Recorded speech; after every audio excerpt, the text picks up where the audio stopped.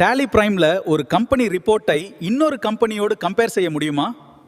High tally users, நான் உங்கள் tally குரு.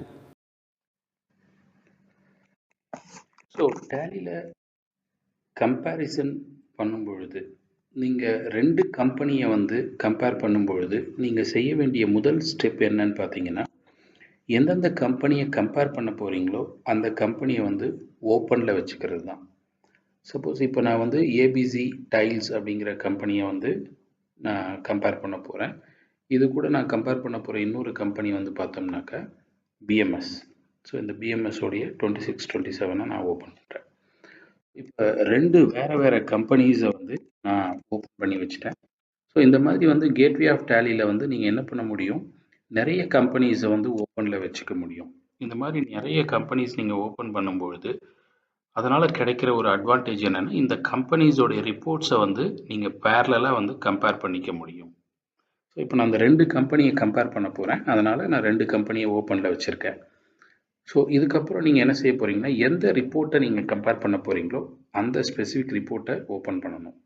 Suppose இப்போ நான் பேலன்ஸ் ஷீட் இந்த ரெண்டு கம்பெனியோட பேலன்ஸ் ஷீட் கம்பேர் பண்ண போகிறேன் அப்படின்றதுனால ஸோ நான் பேலன்ஸ் ஷீட்டை ஓப்பன் பண்ணுறேன்.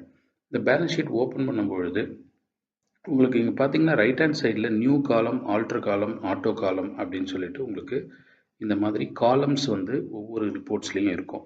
எந்தெந்த ரிப்போர்ட்ஸ்லலாம் இந்த காலம் அப்படிங்கிறது இருக்கோ அந்த ரிப்போர்ட்ஸை உங்களால் கம்பேர் பண்ண முடியும். இப்போ நாம் இருக்கிறது பிஎம்எஸ் அப்படிங்கிற கம்பெனி. நான் இந்த இடத்துல இருந்து என்ன பண்ணுறேன், ஆல்ட் சி அல்லது நியூ காலம் அப்படிங்கிறதுல நான் கிளிக் பண்ணுறேன். கிளிக் பண்ணிவிட்டு நான் ஏபிசி டைல்ஸ் அப்படிங்கிற இன்னொரு கம்பெனியை நான் செலக்ட் பண்ணுறேன். பண்ணிவிட்டு அதோடைய ஃபினான்ஷியல் இயரை கொடுக்குறேன். ஸோ இப்போ பார்த்தீங்கன்னா பிஎம்எஸ் கம்பெனி ஒரு காலத்துலேயும் ஏபிசி டைல்ஸ் ஒரு காலத்துலேயும் இருக்குது.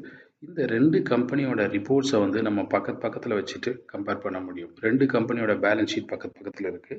இப்போ உதாரணத்துக்கு ரெண்டு கம்பெனியோட லோன்ஸ் எப்படி இருக்குது அப்படிங்கிறத நம்ம கம்பேர் பண்ணலாம். ஒரு கம்பெனியோட பேங்க் ஓடி பார்த்தீங்கன்னா 1,05,000 இருக்குது.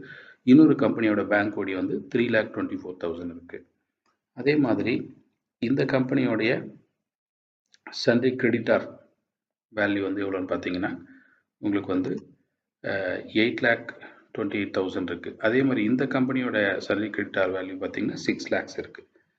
இது மாதிரி நீங்கள் என்ன செய்ய முடியும், இந்த கம்பெனியோட கரண்ட் அசட்ஸில் சண்டே டெட்டார்ஸ் வேல்யூ எப்படி இருக்குது அதை கம்பேர் பண்ணலாம். இந்த மாதிரி எந்த ஒரு கம்பெனியோடைய ரெண்டு ரிப்போர்ட்ஸையும் நீங்கள் பக்கத்தில் வச்சு உங்களால் ரொம்ப ஈஸியாக கம்பேர் பண்ண முடியும். இந்த மாதிரி கம்பேரிசன் பண்ணுறதுக்கு முதல்ல நாம் செய்ய வேண்டியது இந்த ரெண்டு கம்பெனியும் ஓப்பனில் வைக்கிறது தான். சப்போஸ் நீங்கள் ஒரு கம்பெனி தான் வச்சுருக்கீங்க அப்படிங்கிற பட்சத்தில் நீங்கள் என்ன செய்யலாம்னா, ஒரு கம்பெனியோடைய வேறு பீரியடை நீங்கள் கம்பேர் பண்ணலாம். ஃபார் எக்ஸாம்பிள் இப்போ நான் ஒரு கம்பெனி மட்டும்தான் ஓப்பனில் வச்சுருக்கேன், ஏபிசி டைல்ஸ். இப்போ இந்த ஏபிசி டைல்ஸுடைய வேறு பீரியடை நான் என்னால் கம்பேர் பண்ண முடியும். பேலன்ஸ் ஷீட் போகிறேன்.